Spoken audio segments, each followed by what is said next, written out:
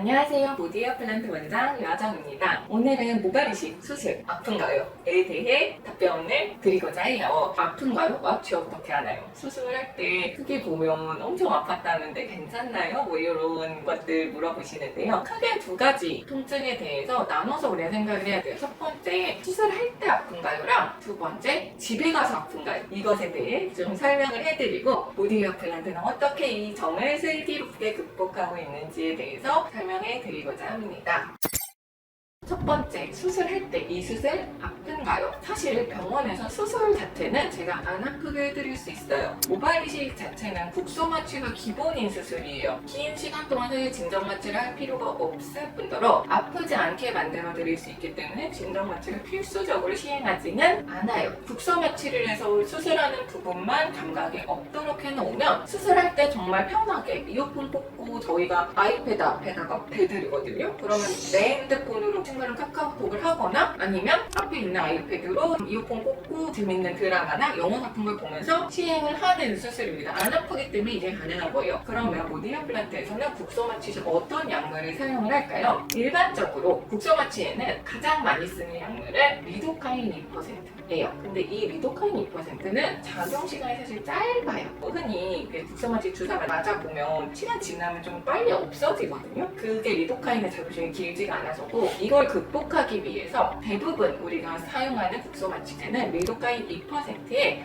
1대 10만 정도의 에피네프린이 같이 포함되어 있습니다. 에피네프린은 뭘까요? 강력한 혈관 수축제예요. 이 강력한 혈관 수축제가 같이 들어있음으로써 혈관이 수축되기 때문에 이 부분에 넣어진 리도카인이 주위로 혈액을 통해 퍼지지 않고 이 주위에 오래 잡혀 있음으로써 그래도 상대적으로 더 긴 국소 마취 시간을 얻으려고 그렇게 쓰는 거죠. 그래서 보통 에피네프린 섞여 있는 리도카인 2%가 2시간 정도의 마취 지속 효과를 나타냅니다. 근데 이거는 부위마다 달라요. 두피는 혈류가 풍부한 부분이 조금 빨리 풀리는 편이기는 한데 2시간 정도다라고 생각하시면 돼요. 근데 모발 이식 수술은 2시간 안에 끝나는 경우 거의 없어요. 보통 4-5시간 이렇게 생각을 합니다. 헤어라인 교정을 할 때. 그렇기 때문에 중간에 그 리도카인이 풀리는 경우가 있어요. 왜냐면 이 작은 시간이 길지가 않으니까. 그래서 보통 이거를 극복하기 위해 어떻게 하냐면 첫 번째, 중간에 풀리면 다시 넣는다. 그래서 막 간혹 이렇게 모발에서 후기를 보면 처음에 괜찮았는데 중간에 자꾸 풀려가지고 중간에 아픈 주사를 계속 놔서 아팠어요. 이런 케이스들 그거에 해당합니다. 두 번째, 처음에 왕창 넣어요. 처음에 왕창 넣어서 조금 빠져도 왕창 부풀린 얘가 좀 남아있어서 그나마 좀 오래 가게끔. 근데 이렇게 하면 단점이 뭘까요? 에피네프린 혈관 수축제고 리도카인도 사실 뭐 조직에 아주 스트레스를 아예 안 주는 약물은 아니에요. 이거 리도카인 자체가 조직 독성 갖고 있거든요. 세포 독성 갖고 있어요. 이거 과량으로 처음에 확 많이 줬을 때 조직에 스트레스를 가하고 또 혈류 흐름을 원활하지 않게 함으로써 수술 후에 부종의 원인이 될 수 있어요. 국소 마취제부터 많이 맞으면 수술 후에 더 부을 수 있는 거예요. 그러면 보디어 플란트는 이걸 극복하기 위해서 어떻게 하냐? 의학의 발전함에 따라서 국소 마취제도 좋은 게 많이 나와 있어요. 로피바카인이라는 국소 마취제를 병용을 합니다. 리도카인은 빨리 작용하는 장점에 비해 빨리 없어지는 단점을 갖고 있어요. 대신 로피바카인은 천천히 마취 효과가 시작되지만 역시 마취 효과가 사라지는 속도도 천천히 됩니다. 그래서 6에서 8시간 정도 국소 마취 효과가 지속이 돼요. 그래서 보디어 플란트에서는 리도카인과 로피바카인을 같이 쓰고 있어요. 국소 마취 초반에는 리도카인이 통증을 제어하고 리도카인이 없어질 때쯤에는 로피바카인이 마취 효과를 줌으로써 중간에 따로 마취제를 넣지 않아도 되고 초반에 리도카인을 과량으로 넣지 않아도 돼요. 또 조직 스트레스도 줄일 수 있고 사실 에피네프린이 이식 부위에 들어간다는 것 자체가 혈류 흐름을 방해할 수 있는 이유는 왜냐? 얘는 강력한 혈관 수축제니까 사실 에피네프린을 미리 다 너무 많이 주사를 해놓으면 이식된 모낭이 살기가 어려워지는 환경이 되는 거죠. 그렇기 때문에 에피네프린 양도 사실은 최소화 잘 안 쓰는 게 좋고 또 리도카인 자체도 우리가 최소화하는 게 좋아요. 통증 제어가 딱 될 정도로만. 그렇기 때문에 보디어 플란트에서는 로피바카인과 리도카인을 이중으로 사용하는 이중 마취를 사용해서 수술 중간에 아파요 라는 경우가 정말 거의 없고 그리고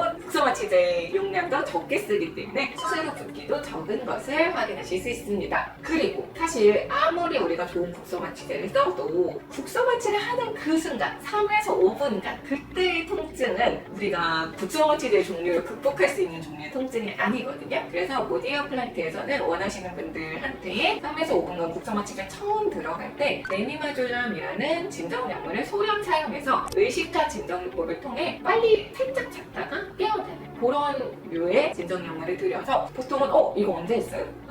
잘 모르겠는데? 라고 금방 깨셔서 뭐 아이패드나 뭐 핸드폰 같은 거 하시는 정말 그렇게 힘들지 않아요. 너무 걱정 안 하셔도 돼요. 간혹 정말 옛날에 수술하신 분들은 통증에 대한 트라우마를 가지고 오시는 분들이 있는데 진짜 걱정 안 하셔도 된다고 말씀드리고 싶습니다. 두 번째, 집에 가서 아프면 어떡하죠? 이것도 있죠. 사실 롱피바카인을 사용하면서 집에서 아픈 것들은 정말 많이 줄었어요. 그리고 솔직히 예전에는 제가 거의 다 절개했거든요. 제가 모바일 처음 시작할 때는. 그때는 사실 통증 제어를 하기 위해서 당연히 진통소염제 드리고 좀 더 센 진통제를 추가적으로 처방하기도 했어요. 왜냐면 절개 자체가 집에서 당연히 아파하시는 분들이 있어가지고. 근데 사실 비절개하면 저녁에 통증 호소하시는 분들이 거의 많이 없어졌고 이제는 거의 타이레놀 정도로 통증 조절이 됩니다. 그래서 오디오플란트 수술 후에 처방전 받아보신 분들 아실 거예요. 진통소염제랑 타이레놀 드리고 있고 아프면 타이레놀 뭐 2알씩 드세요. 자기 전에 안 아파도 미리 드시고 왜냐면 잘 때 아플 수 있으니까 그 정도면 사실 거의 아프지 않고 다음날 웃으면서 이제 샴푸 받으러 내원을 하십니다.